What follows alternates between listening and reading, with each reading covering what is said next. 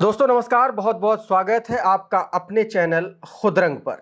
साथियों, उत्तर प्रदेश में विधानसभा के उपचुनाव को लेकर के अब अलग अलग सीटों पर अलग अलग समीकरणों का गुणा गणित सेट होना शुरू हो गया है। पूरब से लेकर के पश्चिम तक 10 विधानसभा सीटों का फैलाव है साथियों। कुंदरकी से लेकर के आप समझिए मझवा तक जो सीटें हैं 10 विधानसभा की सीटें हैं, और इन सीटों पर इसलिए ये जो विधानसभा का उपचुनाव है ये किसी मुख्य चुनाव से कम नहीं है साथियों, क्योंकि आप सभी को पता है कि किस तरीके से इस बार का चुनाव भारतीय जनता पार्टी हारी और किस तरीके से बहुजन समाज पार्टी का जो बेस वोटर है, जो उसका खुद का अपना वोटर है, वो छिटक करके इंडिया अलायंस में चला गया। और ये पहली बार है जब बहुजन समाज पार्टी पूरे दमखम से चुनाव लड़ रही है साथियों। आज के इस वीडियो में बात करेंगे मुरादाबाद की कुंदरकी विधानसभा सीट की साथियों मुरादाबाद की कुंदरकी विधानसभा जो सीट है वो इसलिए भी महत्वपूर्ण हो जाती है क्योंकि यहाँ का जो समीकरण है वो बहुजन समाज पार्टी के फेवर में आता है, क्योंकि यहाँ जो बहुजन समाज पार्टी का संगठन है वो बहुत मजबूत है साथियों। इस सीट का जो सियासी समीकरण है वो भाजपा के लिए खतरनाक है। भाजपा यहां पर कुछ कर सकने की स्थिति में नहीं है, लेकिन इस बार भाजपा भी यहां एक बड़ा दांव खेलने की कोशिश कर रही है। कहा जा रहा है कि इस बार भाजपा जो है पहली बार विधानसभा चुनावों के इतिहास में पहली बार उत्तर प्रदेश में भारतीय जनता पार्टी किसी मुसलमान को टिकट दे सकती है साथियों। इसलिए भी ये चुनाव बड़ा रोचक हो जाएगा साथियों। कहा जा रहा है कि 65% इस सीट पर मुसलमान वोटर हैं, और मुसलमानों में सबसे ज्यादा जो वोटर हैं वो तुर्क बिरादरी के हैं, और दूसरे नंबर पर मुस्लिम राजपूत वोटर हैं साथियों। तो इसलिए भी ये मुकाबला बड़ा दिलचस्प हो गया है।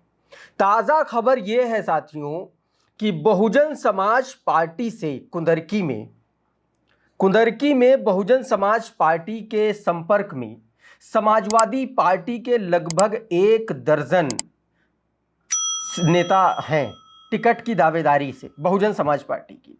और यह दावेदारी इसलिए है साथियों क्योंकि यह मुस्लिम बाहुल्य सीट है और यहां से बहुजन समाज पार्टी 2 बार चुनाव जीत चुकी है।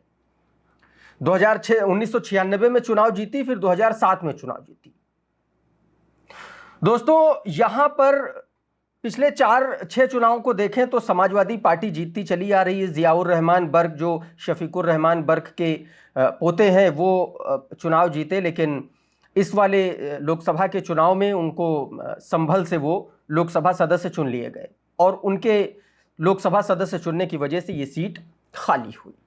और इसीलिए साथियों ये सीट जो है ये बहुजन समाज पार्टी के लिए एक बड़ा मौका साबित हो सकती है, क्योंकि साथियों समाजवादी पार्टी यहां से ज्यादातर जीतती आई है, लेकिन सबसे बड़ा सवाल और सबसे बड़ी दिक्कत समाजवादी पार्टी के लिए यहीं पैदा हो जाती है साथियों। समाजवादी पार्टी से टिकट दावेदारों में एक लंबी फहरिस्त है। कहा जा रहा है कि 20 से ज्यादा लोगों ने टिकट के लिए आवेदन किया है सपा से, और टिकट किसी एक को मिलेगा। ऐसे में जो बहुजन समाज पार्टी के वहां पर जिलाध्यक्ष हैं उन्होंने यह दावा किया है कि बहुत सारे समाजवादी पार्टी के ऐसे कैंडिडेट हैं, ऐसे लोग हैं जो उनके संपर्क में हैं साथियों। सीधे तौर पर दोस्तों जो बहुजन समाज पार्टी के जो जिलाध्यक्ष हैं उन्होंने सीधे तौर पर कहा है कि जो समाजवादी पार्टी और भारतीय जनता पार्टी के तमाम सारे ऐसे लोग हैं जिसमें विधायक, पूर्व विधायक और पूर्व सांसद भी हैं साथियों, जो बहुजन समाज पार्टी के जो है संपर्क में है। और ये सब हुआ इसलिए क्योंकि यह पहली बार है जब बहुजन समाज पार्टी जो है उपचुनाव में मजबूती के साथ ताल ठोक रही है साथियों। तो ऐसे में सवाल यह है कि बहुजन समाज पार्टी से दावेदार कौन कौन है और समाजवादी पार्टी से दावेदार कौन कौन है, यह जानना साथियों इसलिए भी बड़ा जरूरी है क्योंकि समाजवादी पार्टी से किसी एक व्यक्ति को टिकट मिलना है, और अगर बाकियों को सेटिस्फाई नहीं किया गया तो वो बहुजन समाज पार्टी के रास्ते उनके लिए एक तरीके से वो उधर जाने की तैयारी कर रहे हैं। सबसे पहले आपको बताते हैं कि समाजवादी पार्टी की दावेदारी में कौन कौन है। फिर उसके बाद आपको बताएंगे कि बहुजन समाज पार्टी के दावेदारों में कौन कौन है और किसकी संभावना ज्यादा लग रही है जिससे बहुजन समाज पार्टी वहां से कैंडिडेट बना सकती है साथियों। लेकिन साथियों उससे पहले मैं एक बात आपको बता दूं कि एक इस सीट पर एक ऐसा फैक्टर है, एक ऐसा व्यक्ति है जो बहुजन समाज पार्टी और समाजवादी पार्टी दोनों के लिए बहुत महत्वपूर्ण है और दोनों के लिए ही रिलायबल नहीं है। यानी कि वो व्यक्ति किसी भी पार्टी में उछल कूद कर सकता है। मैं बात हाजी रिजवान की कर रहा हूं साथियों। हाजी रिजवान उस इलाके के वो व्यक्ति हैं जिन्होंने यहां से मेरे ख्याल से 2 से 3 बार वो विधायक रहे हैं और समाजवादी पार्टी से ही विधायक रहे हैं। लेकिन 2022 में विधानसभा का चुनाव वो बहुजन समाज पार्टी के टिकट पर लड़े थे और अच्छा खासा उन्होंने स्कोर किया था, अच्छा खासा वोट शेयर उनका आया था। फिर 2024 के लोकसभा चुनाव से पहले उन्होंने समाजवादी पार्टी ज्वाइन कर ली जब उनको टिकट नहीं मिला लोकसभा का, और अभी वो समाजवादी पार्टी में है। लेकिन अब यह कहा जा रहा है कि हाजी रिजवान को अगर समाजवादी पार्टी टिकट नहीं देती है तो हाजी रिजवान साथियों बहुजन समाज पार्टी का रुख एक बार फिर से कर सकते हैं। और हाजी रिजवान क्यों की फैक्टर हैं ये भी मैं आपको बताऊं। हाजी रिजवान साथियों एक तो वहां के जमीनी नेता हैं, लोकल कनेक्ट इनका बहुत जबरदस्त है, बहुत अच्छा कनेक्ट है। इसके अलावा जो सबसे बड़ी बात है, जो सबसे बड़ी खूबी हाजी रिजवान की है वो ये है कि हाजी रिजवान जो है वो तुर्क बिरादरी से आते हैं और इस सीट पर सबसे ज्यादा मुसलमानों में 65% मुसलमान हैं और उसमें भी सबसे ज्यादा तुर्क बिरादरी के वोटर हैं।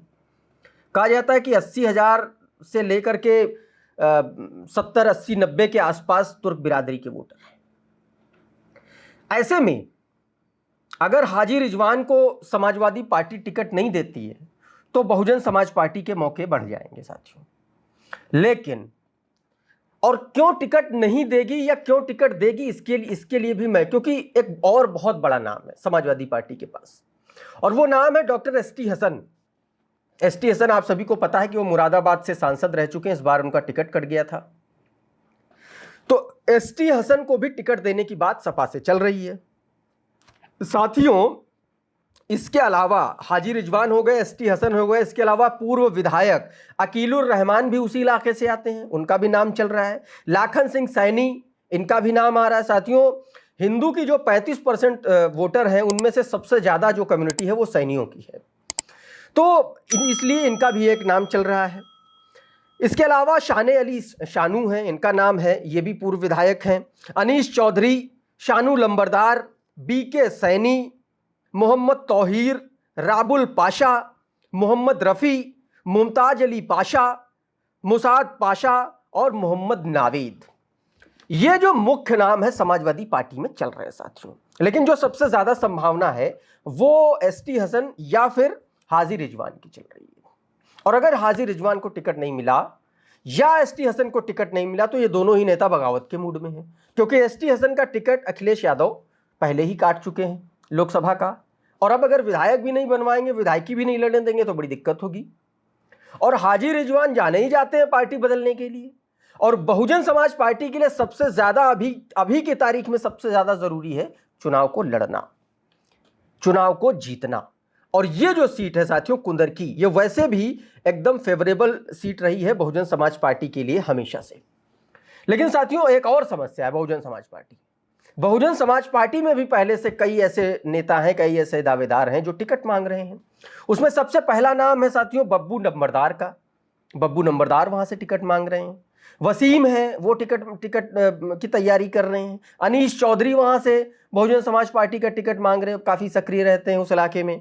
मेराज चौधरी हैं, सत्यपाल कश्यप हैं। लेकिन साथियों ये मुस्लिम डोमिनेंट सीट है, इसलिए यहां पर बहुजन समाज पार्टी किसी मुसलमान को ही टिकट देगी, इसमें कोई दो राय नहीं है। साथियों भाजपा की तरफ से कहा जा रहा है बड़ा चौंकाने वाला, क्योंकि इस बार पहली बार भारतीय जनता पार्टी किसी मुसलमान कैंडिडेट को, किसी संगठन के व्यक्ति को, संगठन के मुस्लिम व्यक्ति को टिकट देगी। और उसमें जो सबसे पहला, जो सबसे आगे नाम चल रहा है वो बासित अली का चल रहा है। साथियों बासित अली जो है राज्य अल्पसंख्यक आयोग के बीजेपी का जो अल्पसंख्यक मोर्चा है उसके वो अध्यक्ष हैं, प्रदेश अध्यक्ष हैं। ऐसे में वो चुनाव लड़ सकते। बासित अली राजपूत कम्युनिटी से आते, मुसलमानों की राजपूत कम्युनिटी, 40-50 हजार के आसपास इस सीट पर साथियों राजपूत, मुस्लिम राजपूत वोटर है। और इसीलिए भारतीय जनता पार्टी का जो समीकरण है वो बनाना चाह रही मुस्लिम राजपूत प्लस 35% हिंदू, सीधे सीधे। लेकिन साथियों अगर हाजी रिजवान यहां के जो की फैक्टर हैं, अगर उन्होंने मामला गड़बड़ कर दिया तो यकीन जानिए कि बहुजन समाज पार्टी इस सीट्स पर बड़ी आसानी से जीत हासिल कर सकती है साथियों। और दूसरी जो सबसे बड़ी बात है साथियों, यहां पर इस सीट पर भारतीय जनता पार्टी के लिए भी टेंशन की बात है, क्योंकि यहां से रालोद भी दावेदारी कर रही है, कह रही हम लड़ेंगे। और यहां से साथियों अपना दल, अनुप्रिया पटेल वाली जो पार्टी, वो भी कह रही कि हम भी लड़ेंगे। वो कह रही कि हमारी कम्युनिटी के ठीक ठाक वोटर हैं और हम भी इस बार चुनाव जो है इस सीट पर लड़ेंगे।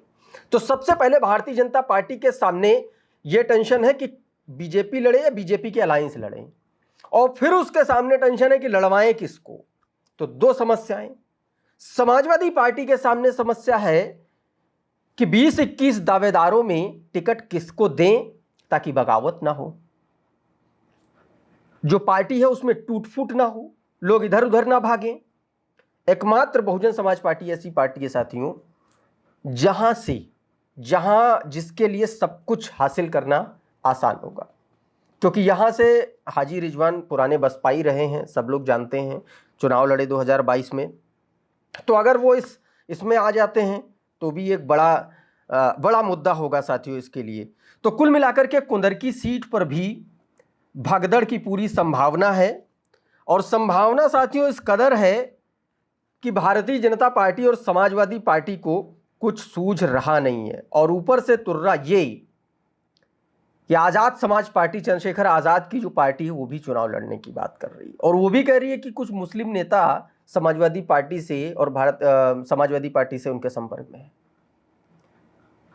तो आप ये सोचिए, समाजवादी पार्टी के लिए बहुत बुरी स्थिति है यहां पर। ऐसे में बहुजन समाज पार्टी ने जो ऐलान किया है साथियों विधानसभा का उपचुनाव लड़ने का, ये जो है ये मौका और ये जो दांव है, ये कुंदरकी सीट पर ना सिर्फ भारतीय जनता पार्टी का तो खैर मतलब भी नहीं है, एक बार चुनाव जीती है यहां से उसने 1993 में, उसके बाद से उसने कभी यहां से चुनाव नहीं जीता।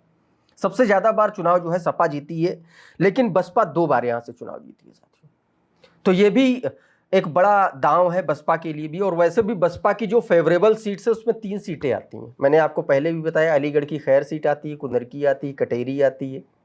ये जो 3 सीटें हैं ये बहुत इंपॉर्टेंट हैं बहुजन समाज पार्टी के लिए, क्योंकि बहुजन समाज पार्टी यहाँ अच्छा स्कोर करती है, और इस सीट पर तो बसपा 2 बार चुनाव जीती है। तो साथियों ये थी आज की एक इंपॉर्टेंट जानकारी, मुझे लगा आप लोगों से शेयर करना चाहिए। हमारा ये वीडियो, इसमें दी गई जानकारी और हमारा ये एनालिसिस आपको कैसा लगा हमें कमेंट बॉक्स में ज़रूर लिख भेजिए। अगर हमारा विश्लेषण आपको अच्छा लगा तो हमारे चैनल को सब्सक्राइब कर लीजिए, इस वीडियो को लाइक कर दीजिए, इसको शेयर कर दीजिए साथियों को। और अगर आप पहली बार हमारे इस चैनल खुदरंग पर आए हैं तो आप हमारे चैनल को सब्सक्राइब ज़रूर कर लीजिए।